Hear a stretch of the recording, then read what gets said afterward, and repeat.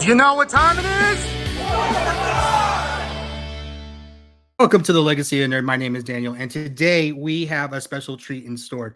But before we get to that, we actually have a panel that we are going to interview someone today, and someone that you guys will all recognize his work definitely, especially on my channel particularly, but you have seen his work throughout the years in many, many different ways.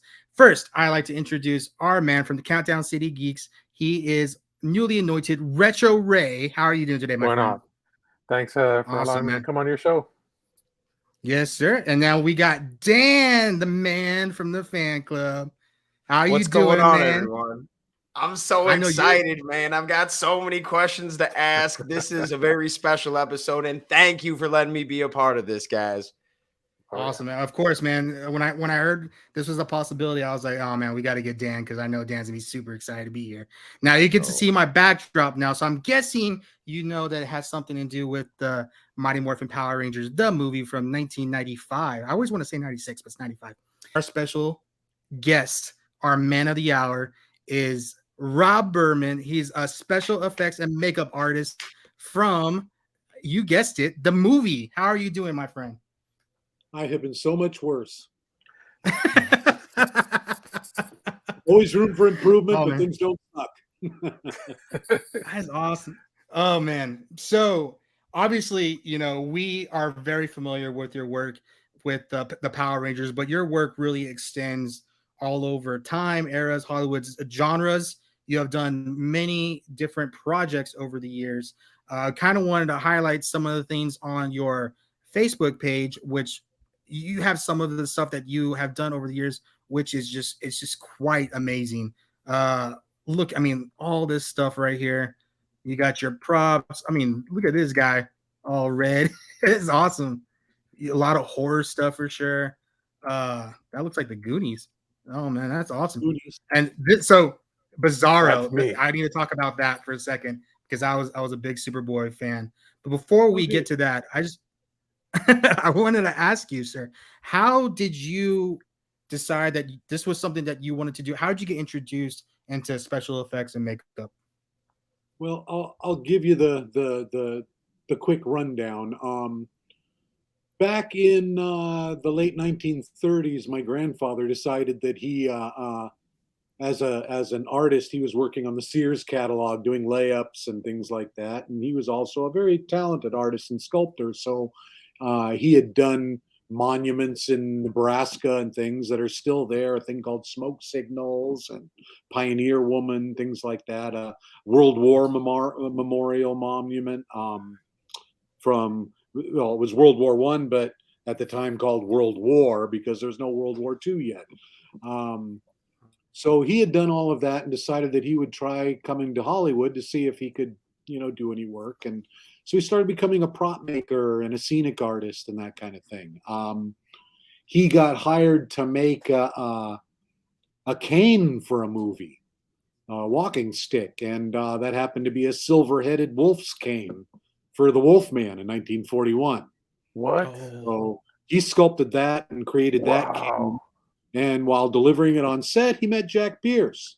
Jack Pierce said, "Wow, you sculpt and make molds and do all of that, and I don't do that. I just build right up on the actor and whatnot. So, if you could help me out and do this other side for me, and not tell anybody, I'll keep you busy." So all the Mummy and Wolfman and Frankenstein sequels and all of that stuff where you kind of saw a bad background mask as the mummy, that kind of stuff. That was all my grandfather's work. He made the noses for the Wolfman prosthetics after that. Wow. And did all that kind of stuff, all the way up through like the Abbott and Costello movies and that kind of stuff. Wow, that's so crazy. So then in around the mid 1960s, my father was looking for work and things around and all of that. And my grandfather was working at Don Post Studio, sculpting a King Kong for Niagara Falls. They've got a museum up there, and there's a probably half scale King Kong standing with his arms like this, and That's so awesome. so he was working on that, and he had my dad come in and help him. And while he was there, my dad heard about an opening for an apprenticeship program at 20th Century Fox. So in 1966, he applied with like 100 other applicants, and only 3 people got picked. And he was one of them because during his childhood, he had to help my grandfather making molds and things like that through the summer. So my father had a little bit of experience of doing that. So they brought him in, and about 6 months into his apprenticeship, he was sweeping the floors and cleaning brushes and all that stuff, just like the other apprentices. And you overheard them talking about Ben Nye, who was the department head, came in. Huge movie coming in. We got a big thing. This is going to be bigger than we've ever done before. Oh my God, I don't know who did the list of Adrian Messenger. Who was those guys? And they were like, well, the Westmores did that, and and all of that. And my dad spoke up and he said, well, actually, all the lab work was done by John Chambers. And they said, do you know how to get a hold of him? And he says, well, yeah, he lives kind of near me. I can call him. And well, they said, call him, come in, have him come in.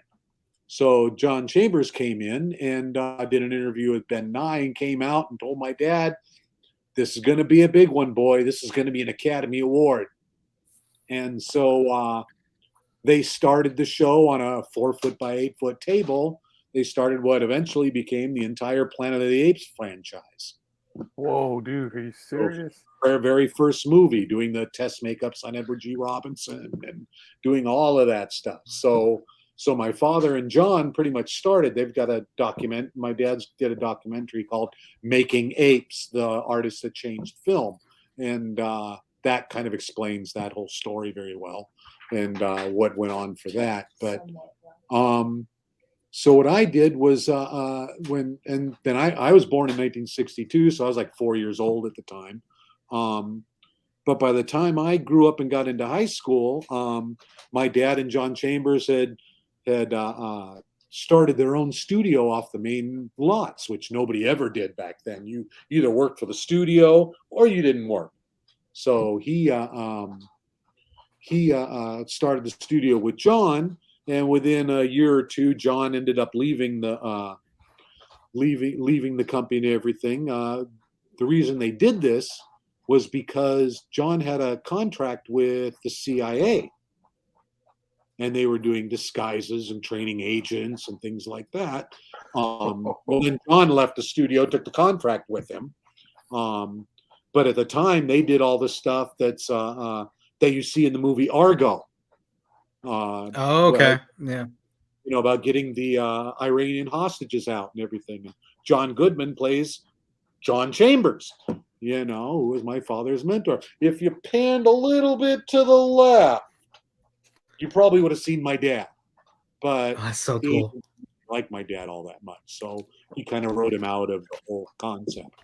Well, and after that, by 1978, something like that, I was still in high school, and I had tried my hands at being a dishwasher and a janitor, and and that was not going to be what I was going to do. So I went to my dad and said, hey, what if me and my best friend Dale Brady cleaned your shop at night 3 nights a week? It's a pigsty. You need somebody to keep it clean. So we'd come in 3 nights a week and clean things up and all of that. And then the next day I'd be in class, and there'd be a note for me to go up to the office and everything. And the office would tell me there's a phone call from your dad. Like, okay. And I'd pick up the phone. What do you need? And you go, where'd you put this? Where'd you put that? Where's this thing? Never seen that. Well, I put it here. I put it there. I never saw that thing. I don't know.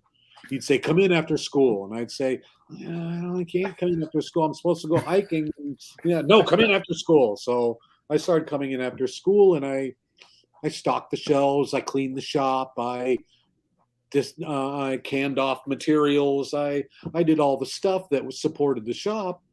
And within a very short period of time, I was the only one that knew where everything was. So I kind of became the de facto foreman. And was there for 2-3 years, something like that. And at the end of the 3-year period, we'd done Happy Birthday to Me, My Bloody Valentine, The Beast Within, and Cat People. Right after Cat People, my dad says, I haven't got anything for you right now. I'm going to have to lay you off.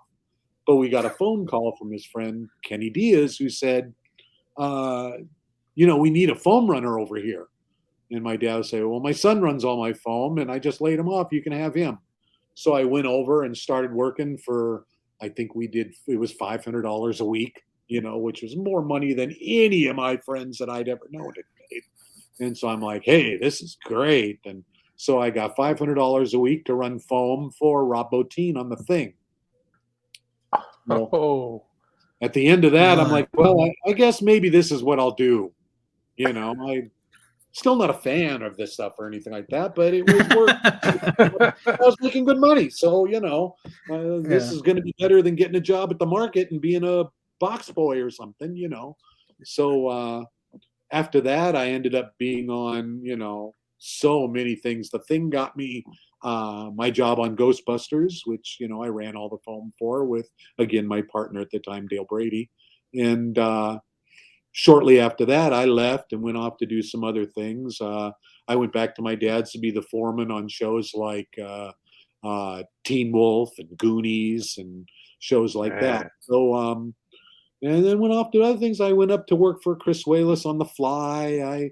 I just kind of moved all around as a freelancer and just took whatever jobs I could get on my own on top of that, to the point to where I started doing shows on my own. We did Super Mario Brothers and Surviving the Game and, different things like that. And then when my wife and I got married the same year, we did Power Rangers.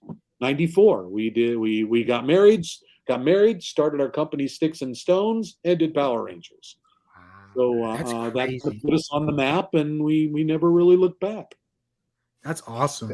So I want to go back a little bit, because I said I want to come back to this. I gave you a lot of information. Oh, dude, trust me, it's great. Superboy was one of my favorite shows as a kid. And that was when my dad handed me that project. He got it, and it was because he knew the producer, and he did the first Bizarro MakeUp, which this one isn't. Okay. And then at the end of the first season, they brought him back. They did a double episode first season, second season of Superboy, actually. Where he had like season, a girlfriend, right? Another double episode, and I said, well, the molds are in terrible shape and all that stuff, so they let me make it all over again. So that's what you see there, is sculpted by my brother, and then engineered and all of that by me, and then applied by me on location.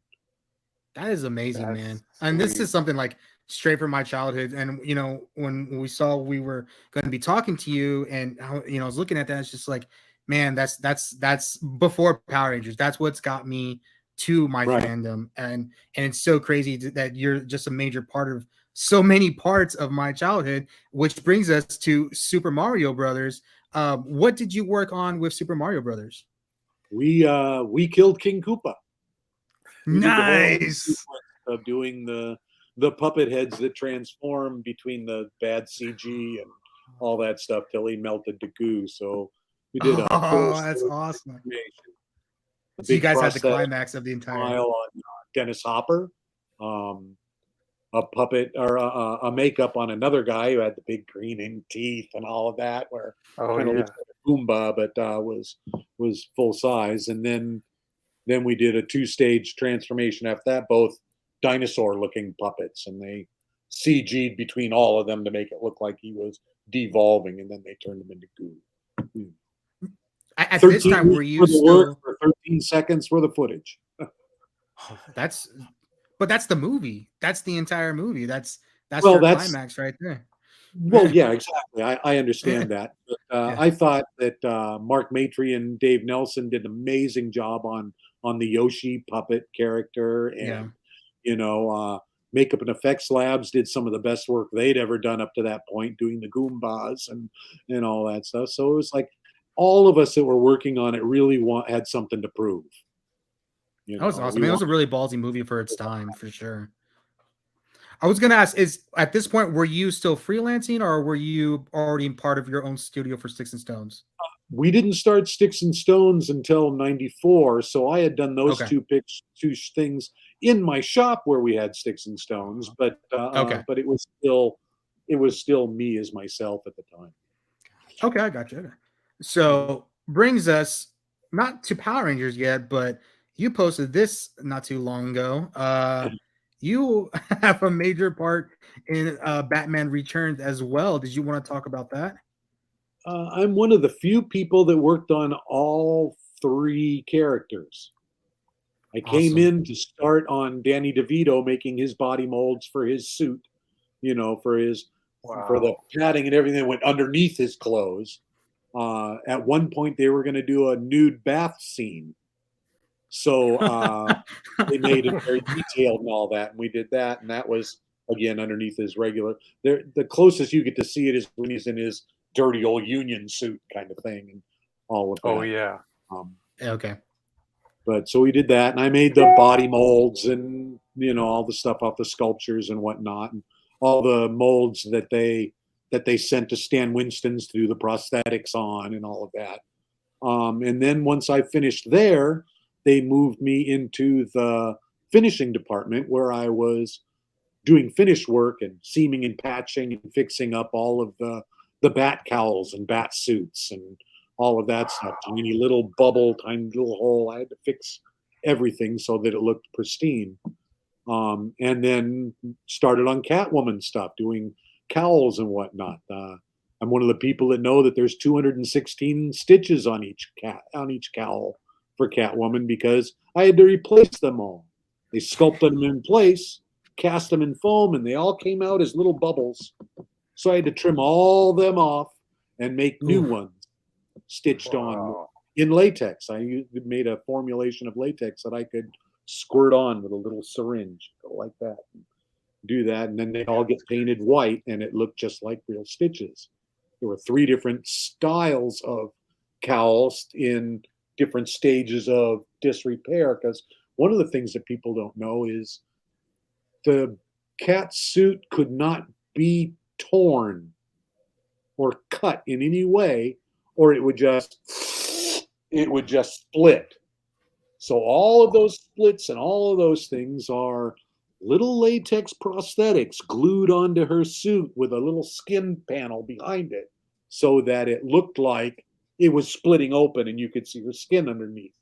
But it was an application on the outside of the piece. And then they were all painted in stitches and, some real strings thrown in to make it look like they were real and all of that. Did you have any input on the designs for any of them, or were they already like okay? I started in the mold department, and by the time I was there, they'd pretty much created most of the characters and were again molding or in casting and finishing and all of that. Awesome. Which brings us to our topic of the hour. You and your studio, Mighty Morphin Power Rangers, the movie. Basically, you guys did the complete redesign and built the new suits for the movie, which are very, very, iconic for the 90s. How did you come about? Because I remember you posted on your Facebook page that, this time of year we were negotiating to work with the Mighty Morphin Power Rangers movie. We started right around June, July, August. Yeah, probably started right about this time of the year, late May, and because we did 3.5 months and delivered everything by the end of August. There was originally a different director. The original director for the film was going to be effects designer Steve Wang, who's I did not know that. Most brilliant designer, designed Predator and all kinds of other things. He's amazing. Did the Guyver movies as a director and whatnot. So. He's very talented, and they came to us with the designs that they had made for the thing, and they were like bubble suit costume, and big round chests and big bubbly arms and all of that stuff. And Steve says they're never going to be able to move in this. I'm like, I know, I wouldn't have done it this way. He says so. Because we started to try and sculpt it looking like the original designs, and he came in and said, no, this is never going to work. None of the stuntmen are going to be able to move in this. So, they need to be thin and close and blah, blah. And I said, okay, so like a skin suit Ferrari. And he goes, yeah, I like that. I'm like, okay. I can see that now for sure. right in the middle of sculpting them and everything, starting to do that, Steve left the project and went to Brian Spicer, I guess was the director. And he came in to look at things once in a while, but he didn't have any real input in any of it other than because it was too far along. It was too late. I'd already started sculpting the new helmet designs, and we'd had the body suits all completely sculpted and were breaking down for mold. So there was nothing they could really change at that point. So yeah, I think between me and my wife Jennifer, we pretty much created those costumes. The only thing that we didn't make ourselves physically were the glove part of the gauntlet gloves, because they gave us white kit leather gloves that we attached to our forearm gauntlets and all of that. I talk about those ones on the table right there. Oh. Yeah, right behind us. Okay. And then the boots themselves, which were made by Reebok, maybe. Really? But then it was either Reebok or Nike. I can't remember which. But all we did was paint and detail them. You know, they just gave us white boots, and we finished it after that. Wow. Dan, did you have any questions? Sorry. Yes, I got two questions for you. So first of all, the chest plate. So like in the original show, the Rangers, they didn't have that little chest plate with the power coin, but the action figures did. Like, was there a discussion about that for the movie? No, we knew they were going to have the chest emblem, period. Okay. You know, that was going to be the center thing, especially because they were the key plot point is they go from the dino emblem to the animal emblem, you know, and they wanted to feature that. And the power coins are only this big around and they're a little belt morpher and everything. That didn't mean anything. So they wanted them right up front and center. Yes. So, okay. I love that. Was in the original design, even though it looked like, you know, a space suit more than the Ferrari look. Gotcha. Okay. The other one I want to talk about the helmets. So I've heard in a lot of interviews that there were multiple different helmets, and there was one where you could actually see their face through it. What happened right there on the right? Yeah, there you go. Perfect. Thanks for that pick, Dan. Yeah, we made the other pictures. My brother. We made a set of helmets, one set of helmets with no mouthpiece and no visor, because they were trying to figure out how are we going to be able to show the actors having conversations with one another if their faces are covered in close-ups and things like that. Yeah. So we wanted them to come in, and every time they gathered together and had a little kind of, you know, one-on-one back and forth with each other, they wanted the visors to kind of go and the mouthpiece to open up so they can communicate with one another. And then they go back into fighting and it would all go back into place. Wow. So like early Iron Man sort of thing, kind of. Very much so, yes. Yeah. Okay. Like that. So obviously that wasn't something they didn't figure out then, because obviously we didn't get to see that, but I wish we could have. I think that that's a really cool concept, and we would have been the first show to have that. I can't think of any other show that had that before, like Iron Man. I'm going to guess that it took time out of their shooting schedule to have to switch and things like that. So they're like, you know what? This is just not going to work. Yeah. Gotcha. Was this like a typical sort of Saban where they wanted you guys to be in and out as fast as you could? Well, with us, none of us actually got to go to Australia for the shoot. We made everything, put them in crates, and sent them.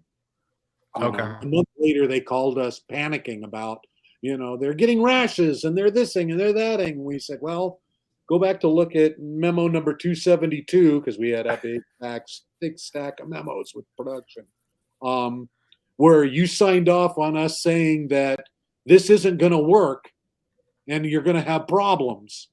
And they signed off on do it anyway. Oh, dang. You know, sorry. Okay. Yeah. The costume designer had bought bolts of the fabric, which was a double processed vinyl on spandex, all in the right colors and little sparkly surface and all that stuff.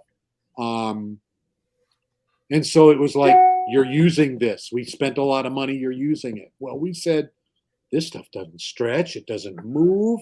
Anytime we want to conform it into something, it doesn't work. So we have to use like very thick, heavy plates for the armor in order to make it conform and fit the contours and all of that stuff. So basically, it forced us into making a suit that was like wearing a 45-pound layer of cellophane over your whole body. So if the actors complained, rightfully so.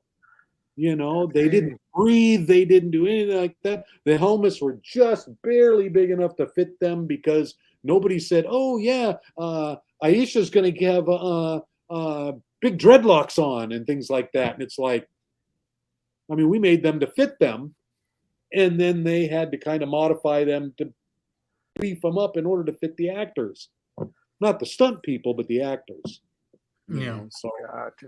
so it was a very, very, very difficult show to produce and make these things and make them at least do what they needed them to do.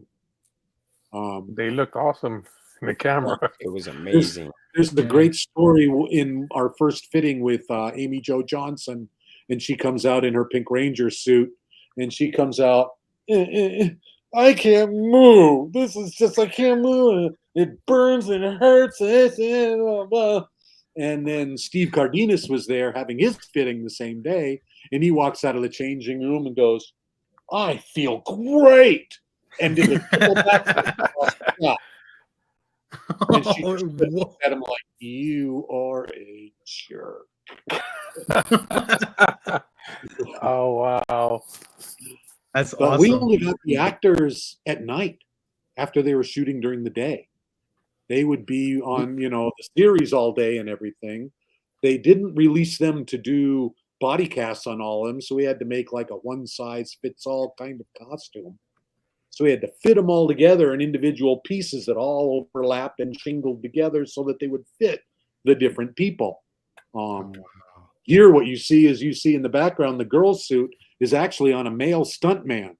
So we had to replace the whole torso of the male stuntman with my wife's torso because she filled it out better, we'll say. Had better curves. Gotcha. So yeah, all of the female suits are modeled off my wife's torso, and then all the male suits are off of their biggest stuntman. That's awesome. Man. Ray, did you have any questions? So yeah, so when you had to make like Tommy Oliver's chest, not say chest piece, but the part that goes over that piece right there, was that made out of separate material, or was actually that formed onto the suit itself, or was that? They're all made out of a polyurethane rubber. Okay, but where you see the color of the suit, it was put into a thing called a vacuum bag, where you would lay the armor in a double layered plastic. You'd open it up, and you'd lay the armor in it, and then you would paint urethane onto the armor, lay the fabric down on top, the double process spandex, put the bag over the top again, and then vacuum all the air out of it. So it would suck that fabric down to contour to all of the forms and shapes. And when it did that, all the armor was plated in this really cool colored vinyl coated spandex. His shoulders and the things on his gauntlets and the things around his boot tops and all of that were just urethane rubber with metallic powders put into them. That's awesome. That's crazy. Incredible. So then they would do this at night after working all day, and we would glue them into a suit, and do one suit a night. And they each came 6 times, and we glued them into these things, and then they'd leave, and we'd fix and detail them and do all the edges and everything. But the only thing that held this material together was super glue. Are you serious? So that's why they had so many. Had thoughts that as soon as they did their first flying kick, that they were going to throw all their armor at the enemy. But apparently they held together and they did all right. They did have to bring them back to us for some refinishing because somebody who was really brilliant down in Australia cleaned them with kerosene, and it kind of half melted the vinyl on the armor. So, there was a lot of that kind of problem too. Just people didn't know how to take care of the suits, basically. Yeah, right. Because they wouldn't send us down to, babysit them. And you kept on telling them this is not the right fabric for you should be using for this type of movie. And if you don't have anybody with us down there, or any of us down there, we can't warranty them. All of that stuff. So yeah, it finally came down to, in the end, because it cost us, tens of thousands of dollars in overtime on that show, that they ended up having to reimburse us for that because, we had document. My wife's a brilliant business person. She documented everything. So that production pretty much, ended up with eggs on their faces because they said, go ahead and do it anyway. No. But that's Hollywood. So I was going to Probably would have been cheaper just to fly you guys down. They could have. Eventually, they did fly two of our costumers down, but not, they were just like seamstress types, and they flew them down there. But then they would throw us under the bus because we weren't there to defend ourselves, So after that, we never let our work go out without our own representative. That's a good lesson I to understand. Learn a lot. Yeah. So my question is, I know you had said that they had original designs and they were supposed to be almost kind of like Rob Liefeld, bubbly kind of suits. Yeah. Looked like spacesuit kind of thing. Did you guys have any input on these designs? And if so, where did you implement them? As far as the suits, though, we took the basic kind of silhouettes of the way things kind of looked after the way we thought, talking with Steve Wang when he was directing. And it was basically, it really came down to us just doing it. We didn't do any pre-drawings or anything like that. We didn't get any approval for any of that. We just sculpted it. And then they came in and said, yeah, that looks good. Wow. Okay. So, the big things that point out, like the helmets are so much different than the show. I really didn't like the helmets because they just kind of looked like helmets. I thought, they should have a little more dimension to them. And the one I sculpted personally was the yellow one because I really wanted it to pop. I think my two favorite are the yellow and the blue.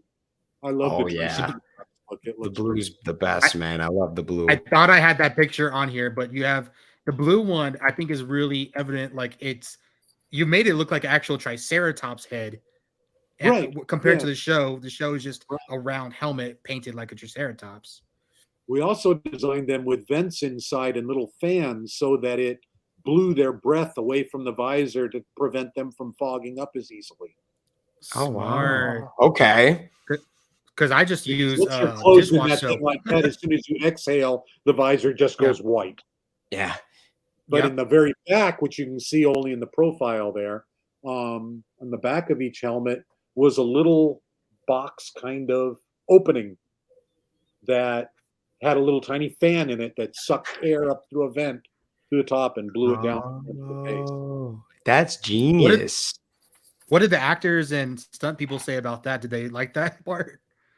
I'm going to assume so. All I know is that everybody complained about, the suits being unable to breathe and the helmets being a little tight on them and things like that. But, they put hair extensions and things on people that they did. The stuntmen, I don't think, complained about anything, but they were a great stunt team, Koichi's team. They never complained about anything. No, those guys, I think those were the Sentai stunt team, right, Dan? Yeah, was that for the movie too? Remember, Koichi was the name of the guy who ran everything. Okay. So, these suits, these they're so iconic to this day. Like, people, when they see the suits, they know that's the movie. That's not the show. You see these suits, they became McDonald's toys. I mean, they became McDonald's toys. man. I mean, I don't know if you're in any of the Power Ranger groups on Facebook, but people still love these suits and emulate these suits. Oh Like yeah. they cosplay them and they Well, make their own I suits. get calls all the time asking what I would charge to do one. $10,000. $10,000. We did it for $10,000 each then. Oh wow. Okay. Yeah. $40,000. Okay, 4 times inflation. I would consider one if somebody could get permission to have one made, because I can't make it without permission. Not for a cosplay. I can't make money off of this without a permission slip from the copyright holder.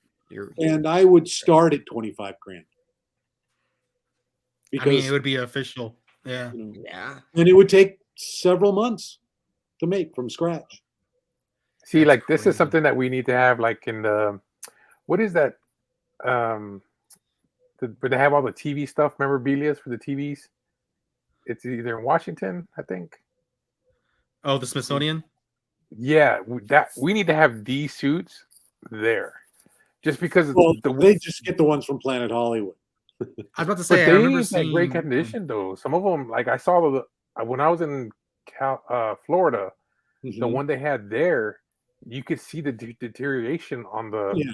Well, any of them from the show are in really terrible condition, especially since after the show, most everything just got thrown in a big storage bin and laid there to rot. Are you serious?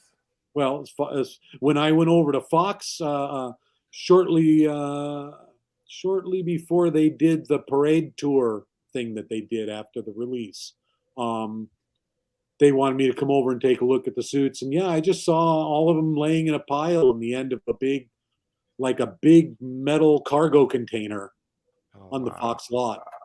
I mean, that makes sense. I've seen pictures of the Ninja Turtles suits, and those things look like monsters now. So, I mean, why would they treat the Power Ranger suits any differently than the Ninja Turtles? They just didn't know what they had at the time. Exactly. No, Right?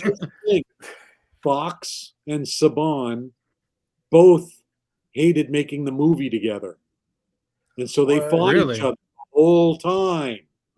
Dang. Saban wanted this, Fox wanted that, and neither one of them would ever just. So they were constantly at odds with one another during the attempt to make this movie. So, I did not know that. I figured they would just be printing money and they'd be happy about it. No, because Fox didn't believe in the project. They're like, stupid kids show thing. This is never going to go anywhere. And Saban was like, this is going to be my best film of the blah, blah. And it's like, Did you ever meet Saban? No, I don't think I ever met him personally. Okay. I was curious what you thought about him. Or, I mean, if you have an opinion of him, I'm very curious. Yeah. What you think. So you know what he did?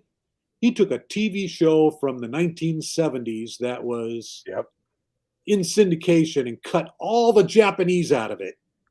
Yeah. And reshot it with Americans, but kept the Rangers in their costumes where you couldn't see their faces and the monsters. Yeah. They had all the monsters shipped over here and shot some new stuff and all that stuff using all the old crap. And then slowly but surely rebuilt all that stuff here on like zero budget. Yeah. The reason we had two new Rangers for the movie was because the other ones quit, or 3 new Rangers because the other ones quit because Saban was paying them $150 a day as actors. And they said, well, no, we want to be SAG and we want the SAG rates. And he said, I don't want to pay you that. And they said, but we're the Rangers. You need us. He says, your faces are covered. I don't need you. And fired them and got 3 new people. Dang. Yep. That's so one thing he was good at is making stuff for no money and, cheating his people. Yeah. Unfortunately. Yeah. Well, so now with Disney, it's Hollywood in Israel. Yeah. So with Disney taking over and having the rights for, and if Hasbro too now having Power Rangers, if they would approach you to remake these suits, would you jump at the chance to do it? I'd probably do it. Yeah, if a company came to me and said we want to reprise this and do this again, and do a multiverse something or whatever, that would be awesome. That would be These cool. days I'm really picky about the work I take. The number one criteria for me is if it's fun, I'll do it. If Right. it's not, you're talking to the wrong person. But I've got enough people that I've been teaching over the years and things that I have enough proteges and assistants that I could probably put together a pretty damn good team. Nice. That's awesome. So I want to highlight. I'll be the overseer and let them do all the. So, like I said, I want to highlight some of your photos here because I mean, this stuff is crazy. Is there anything here that you just like one among your favorites or anything? We did so much stuff for Superboy. That was a good show to do. Those decapitated heads from Surviving the Game. We had to do 20 heads with 9 different people, and so that's why that second one from the right is of me. Oh, I see that now. That's awesome. And here's Yeah. the Triceratops helmet you were talking about. The design. I love this design. Yeah, It's probably my favorite helmet of the Power Rangers ones. I mean, of course, I was always particular to the White Ranger as a kid, but now looking at this now, I was like, that's the perfect. The Power White Ranger Ranger's for me. helmet to me is boring. Yeah, You I mean, know? essentially, it's Not just as a color interesting scheme. to me as the ones that are contoured and all of that. So when Yeah, you for made sure. when you made the Red Ranger with that goggle feature, oh yeah. how did you? And Did we you just didn't come do up? that. We didn't do those. We made 36 helmets and we sent them to Australia, and they took one set of them and modified them into the different look that Okay. with the eyes opened up, or I think the yellow helmet got ears or something like that. Got lights. Got Yeah, lights in her yeah, ears or the something. Yep, I know what you're talking All had about. something that they were going to do, but they did all those modifications with some. I thought it was like a car or surfboard company in Australia that did that fiberglass work and modifications. Oh, okay. Well, that's something new we learned. Can you tell us about Ivan Ooze? The only Did you thing get I to know work about on him? We made one costume for him, the one that he's wearing when he's giving out all the stuff to the kids. Oh, okay. We made that 4 days at the end of the show, last minute as we were packing up the suits to send. It was all slammed out really fast, and almost all of that's my wife's work, and really just brilliant. Yeah. Thought it looked really. So the kangaroo thing, this looks so familiar to me, and I don't know if it's a mouse or kangaroo. I don't know where that's from, but it looks familiar to me. That was from my last demo that I did in my last 4-week workshop class. Oh, that's We got, cool, man. my students and I, we each make our own character and all of that, and so this was my demo character. Gives me like a island of, was it Dr. Moreau? I can't remember the Yeah, name of the movie. I had a picture of one of those Sphinx cats and thought, I want to do this. That's cool. That's awesome. I was just inspired by the big ears, and Yeah. wanted to do that. So a lot I of the got one rest question. So you fine art. I just got one question. So you also did, and you mentioned it on your photos, you did a prototype for Gears of War, the gun and the chainsaw. Did they approach you to do that, or was that something? A friend of mine had another friend who needed somebody to do a helmet and a rifle gun, and they were a company that does stuff for collectibles and all of that. So Okay. basically, he came to us and said, "I want to do the Titanfall 2 helmet, and I want to do the Gears of War Lancer rifle," which is such a there's the Gears Yeah, rifle those two things are awesome. and both. The rifle is so funny because there's no way in hell that thing would work.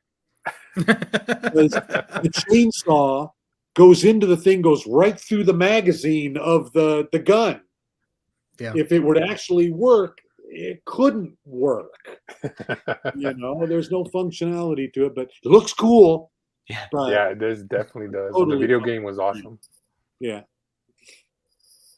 That's What do freaking you gorgeous. think out of all the projects you've done?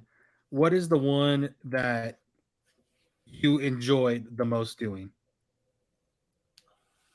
I like doing my own art. Sorry, Just doing your own out of art? all the Nice. films Yeah. that I did, because I didn't start out a fan. It's just a job.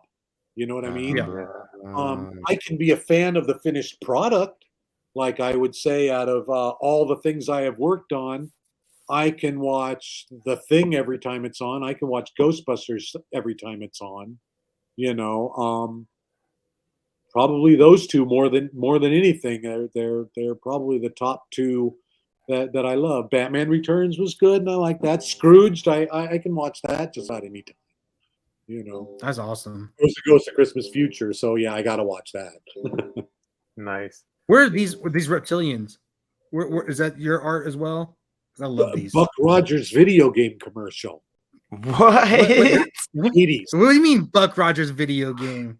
Yeah, for Sega or Sega Genesis, something like that. Oh wow. They did a commercial of it, and they needed two aliens. This is one of them, and they would it's about a spaceship chasing Buck. I guess I don't know what they. Actually, you can the commercials on YouTube somewhere. I gotta look that one up. That- Oh yeah, That's it a checks franchise. out, guys. I just Googled it for S's and G's. It's out there. I never I heard love of it. I'm like, Disney Buck too on Rogers the- video. Go back a little bit. The one with my head blown open. I love that makeup. When we did Whoa. our Halloween costume was Oh, Lieutenant dang. Marital Bliss. That's And I nice. did that on me, and then I get a prosthetic that makes it look like I cut my wife's throat and her head sliding off to one side. So cool. Nobody could look at us. They go, "That is true." Man, And- it's how does it feel to have? I mean, coming from a legacy from your father and grandfather working in Hollywood and doing such iconic stuff from then, and then you're doing the same thing. I mean, Because it was Just a job. normal everyday life. My grandfather did the stuff, and my dad did the stuff, and all of that. So, it wasn't like a novelty. Oh, we're going to get to go do this. Yeah. It was just shit. normal. I can't hang out with you guys today. I got to go I got to go to work with my dad because my mom's not around, and we go play around on the set of a show called Barbary Coast with William Shatner and Doug McClure and run Wow. the Paramount lot, play in the Western towns and all that. And it's like, well, sorry, I can't play with you guys today. I got to go to the set. Like I said, I've always loved the one thing I do. I love art, comic book Yeah. art, artists in Sure. general. You guys, like, what got me into Power Rangers and stuff from back in the day was the makeup. Don't get me wrong. I love CGI. CGI is great, but seeing the real life stuff was the thing that sold it. Even in Star Wars, when they did the ships and everything. CGI is a great cartoon. Yes, but Really, you guys, really, really good cartoon. were you guys There's making nothing the like seeing the thing sculptures? right there. Yeah, I mean, it's just ridiculous. I mean, like you have it there. So, do you have anything that you've kept for yourself of a project you worked on? I used to have a few foam pieces from Ghostbusters, but they rotted out ages ago. I have a set of teeth of Charles Hallahan from The Thing Oh, that's that cool. were laying in the trash. I'm like, oh, I'll take those. They're just copies of the teeth from his puppet heads and things from when he turned into the spider head and all that stuff. I keep a few things. I've got a sloth doll that we made that's a 12-inch figure that I have the original mold for and castings of it and whatnot. So, when that casting, what was that specifically for? Just so you can get the makeup for it, or At the end of the movie, we made a self-standing figure like that if you pushed a button on his base, his arms went like this and his ears wiggled, and he was wearing his Superman t-shirt and suspenders with the cut-off jeans that we gave to Richard Donner, Steven Spielberg, and John Matuszak as thank yous for all the work we got to do for them. Oh, That's nice. awesome. That's all it was for. Is there any franchise, if someone called, like, say, if Ghostbusters called, or if, I don't know, Nightmare on Elm Street or something like that, is there any franchise that you would just jump to work on? No. I mean, I would love to do a lot of things, and that would be great. But as far as it goes specifically, I'm pretty content with the work that I've done over the years, and that's okay. I don't. Again, if it's fun, sign me up. But if it's just a dollar grab, that's going to be like I told this one director when he came in and said, "Well, are you really the guy to do this job? Are you really good? What have you done before?" And I said, "Stop. I really only have one question." He's like, "Okay." He said, "Is this job going to be fun? Because if it's not going to be fun, I don't want to do it. And you can find somebody else." And he was like, "Oh, well, it's a really good script." I'm like, "Yeah, well, good scripts can still be a pain in the ass to work on." It's like, well, it's this and it's that, and he started having to justify his project to me rather than grilling me over my abilities. Yeah. And at the end of the meeting, he was like, "God, I really hope you can have you on, and we really hope you'll do this for us and everything." And at the end, it was a series of short films about Stanley Kubrick. Well, duh, I'm going to take that job in a heartbeat. Yeah. But I was willing to just not do it because, we work too hard doing what we do. And if it's not fun, I don't want an ulcer. I don't want a heart attack. I don't want to have to go through all that stuff. Power Rangers felt like it killed me, and I was only 30. Oh my gosh. I think the actor said that too. Yeah. Yeah. There's a lot of horror stories about the filming of that. Like, oh man, I could only imagine what you had to deal with, bro. Yeah. Well, not having to deal with the filming was probably the best part. Yeah. I also see in your credits we have Blade, we have Ace Ventura, we have Star Kid, we have My Flubber. wife made the lederhosen for the monkey and Jim Carrey that he wears in Ace Ventura. That's awesome. She had to make that twice because when he came back after promoting the Batman movie, he'd gained 2 inches around his waist. What about Blade? What did you get to work on Blade for? Yeah, actually, the funny thing is that we made the buckles in his vest. Oh, that okay. was it.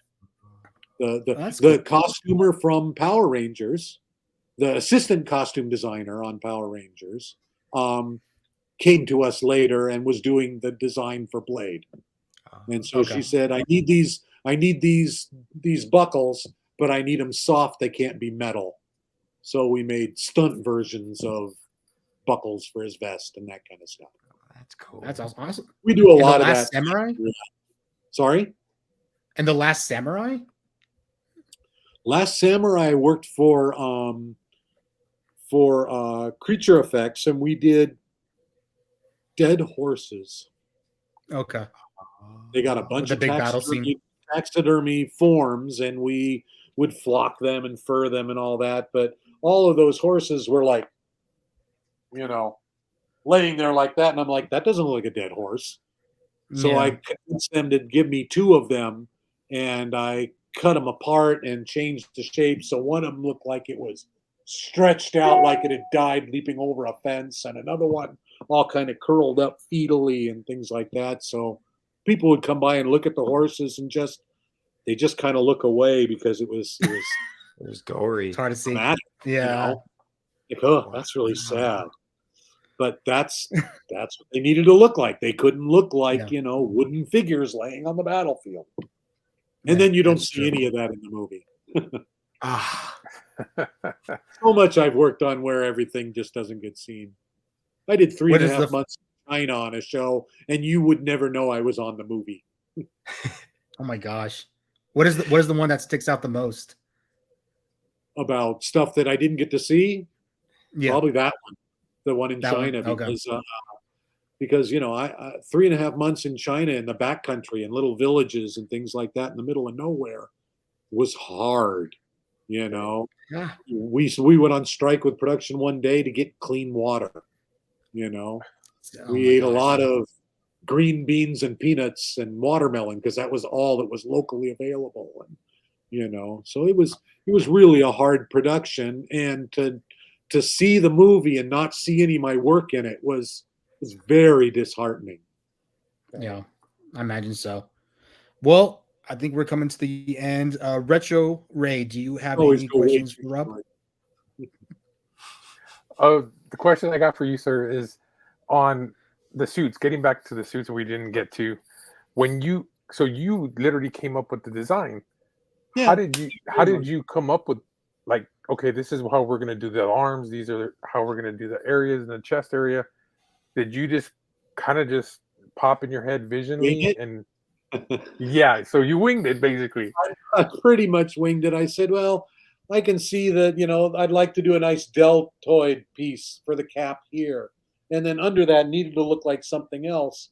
And the way we designed the suits, because we couldn't make them for each person, we had to make each of the little section pieces individual so that when they're glued on the person, they would overlap each other. And on a small person, they'd overlap more. On a bigger person, they'd overlap less. And, do that kind of thing. So a lot of the final look came out of the function of how are we going to make this work.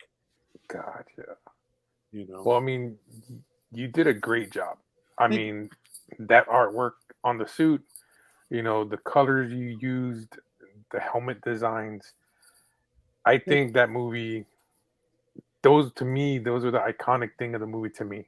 It'll probably be the movie on my gravestone. Oh yeah, he did this. Rob Burman, Power Rangers suit maker. You like, dude, like the suits are just so perfect. Yeah, like this is what we wish we had in the show, all the time. Because I remember my dad even making a comment. I was like 9 at the time. My dad was like, "Too bad they couldn't use the suits for the show." Like, I mean, that's how much like people noticed. And my dad wasn't like really into anything that I was watching per se. Sure. He just kind of like support. Okay, you like something that's work when they see it. exactly, and he noticed it. And I remember he took us to the second movie, and I asked him. I remember asking him. I was like, "What did you think of that movie?" He's like, "Well, the suits were cooler in the first one." I was like, "Yeah." So that's something that like that. I didn't like them at all. I mean, it was just the Sentai. It's of its time, so I understand it, but it doesn't make them better to me. Yeah, it just makes them different. Yeah, I like the originals. That 95 suit is just crazy, man.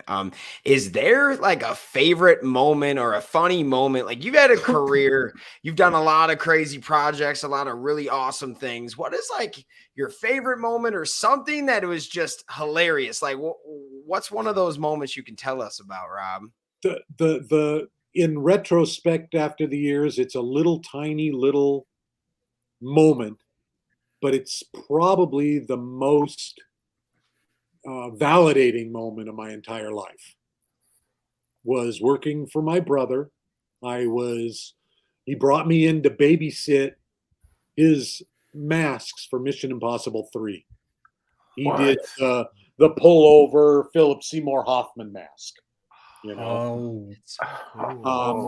So he's got that. I'm just I'm not working for production. I'm just working for him because I'm not a union member, and it was all a big union shoot. So he's off doing the makeup on Philip Seymour Hoffman, where you take the neck and go and start to pull it off, and then you would cut to Tom Cruise pulling the mask off or something, like that. So while he's gone, I can hear somebody calling for him. So I go on to set. I'm like, somebody's calling for Barney Burman. I'm his brother. I can help. And they go, oh yeah, come over here for a second. And they ask me. They go, well, we need these eyebrows to stay on the mask because they weren't permanently attached.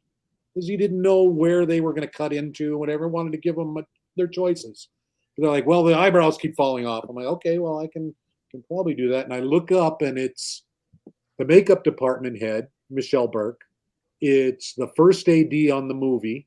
It's Tom Cruise, Ving Rhames, the head of Paramount, and J.J. Abrams. And they're all looking at me. Yeah, I can fix this. Do we have an extra pair of eyebrows? They're like, you can do anything you want. I'm like, great, okay. I told my brother's assistant, I said, go weigh out some silicone, and on the way back, mix it as you go. And I looked up at them and I said, I'm going to need 5 minutes. And they kind of panicked. Everybody's eyes went wide. But the first AD looks at his watch like, oh, shit, okay. Okay, I suppose we can find something to do in that time. And, and they start block lights and things like that. And after 3 minutes, I'm there and the silicone's setting and it's working, and I know they're going to stick, and I know they're not going to touch them for at least 2 more minutes, so we're fine. And I go up to the AD and I go, okay, we're done. And he looks at his watch and goes, you're 2 minutes early. And I'm like, well, I'm sorry, And I think he goes, great, okay, we'll get to it in a second, And they still didn't get to it for like 15 minutes. But I found out that later that day, each minute that day cost them $65,000. Whoa. And I just asked for 5 of those. Go. And then I did it in 3. And they were so proud of me for saving them $130,000. And I'm like, okay, that's the moment. This is my career moment. This is when I go, I saved the day on the biggest job of my life. And it lasted 5 minutes. That is so this is the headline. Rob Burman saves Tom Cruise's career for pretty much eternity. Yeah. He wouldn't be Tom Cruise without me. Guys, we wouldn't get Top Gun 2 without when you're doing live cast on people, and we were doing a live cast on Tom Cruise, and I was keeping his nose holes clear so he could breathe. I realized I get to see up the noses of some very interesting people. Tom Cruise's nose looks like.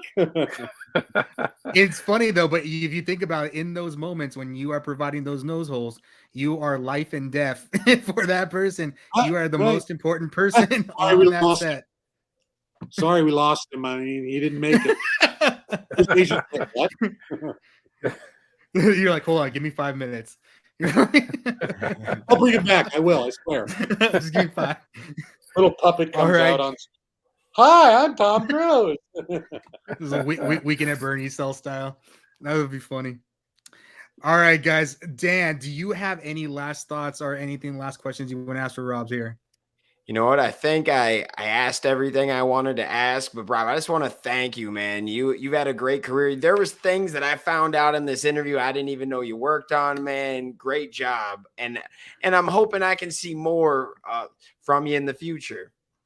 Most of what I do now is going to probably be seen by my students from my classes because I don't look for work anymore, but they bring me things once in a while because they don't know how to do them entirely. They're like, I got this job and I need to make this. Bring it in here. Let's do it. And then I get to do all this cool stuff with no responsibility. My name doesn't go on it, but I get to work on some fun things. That's awesome. Cool. Retro Ray, any final thoughts or questions? No, man. All I can say is thank you for creating an awesome suit. Thank you for creating. Gosh, yes. Well, not just that. You are keeping the legacy alive by teaching students to continue this type of work. And without people like you in this industry to bring that to, to pass it on, we wouldn't be, in Hollywood the way we are now. So it's more fun than anything that I've done, and I get to be the smartest person in the room. And like I said, thank you for taking the time today. Anytime, thank you. Also, I like to say thank you. I mean, like going back to Bizarro, like when I saw that, I was like, oh my gosh, that's so awesome. And Batman Returns. I'm waiting in the mail right now for my own 12-inch action figure of him based on my design. Oh, dude. Oh, that's Tina or something that's making them, and so I need I'm that. supposed to be getting. But not only that, And but then Batman I'll have all Returns. the Power Rangers toys based on my costumes. I've got their 5-inch, 6-inch, something like that. I've got a set of those, and then I'll have my Bizarro, and nothing better than having your work turned into a toy. Oh yeah. And there's I think Hot Toys is making a new Catwoman or a new Keaton too for as well. I know McFarlane made a new Keaton. Well, if I'd So, sculpted but I want to. I'd say cool, but Well, I like I said, I like to thank you for being such a big part of my childhood and who I became and what I love. So I like to thank you so much. And like Ray was saying, your legacy is going to be continued on because of your own school and your own students and your proteges. I mean, this is how Hollywood continues and lives on, and why we continue to get so great things and things evolving is because you are teaching what you know to your students, and those will eventually teach with them what they know to their students as well. So you will have a lasting impact for many, many, many years to come. So I'd like to thank you, Rob. Thank you. Anybody wants to be one of those students, robburmanslaboratory.com. Okay. I'll show that real quick. I do have that pulled up. Pull that right here, Rob. And you can go right here to this website. It's a fun site just to look at even too. So I was looking at it. Yeah. And you got your class schedule, your demo gallery, and your student gallery, and a bunch of Carl Frederick. A lot of your students have done. Wow. Yeah, that's and cool. my students. Awesome. These are my students doing some really beautiful work. So this is amazing, man. Well, again, I'd like to thank you for coming on, guys. Thank you for watching this pre-recorded interview with Rob Burman, the master himself. Thank you for coming on. Thank you for Retro Ray from the Countdown City Geekcast. Make sure to subscribe to the Countdown City Geeks and go to countdowncitygeeks.com for more info on local San Antonio events, including movie reviews, free movie tickets, and so forth. Dan, thank you for coming here for the fan club. Huge Power Rangers fan, huge Power Rangers content creator. Great having you here. And of course, Mr. Rob, thank you for being here. Thank you for agreeing to the interview today. Hopefully we can catch up with you. One last thing. I appreciate you not calling me a legend because legends have to be dead. Legends never die, Rob. Yeah, never die. Legends never die. With that being said, day, you guys. You have a lovely day. Everybody, you know what time it is. It's Morphin time.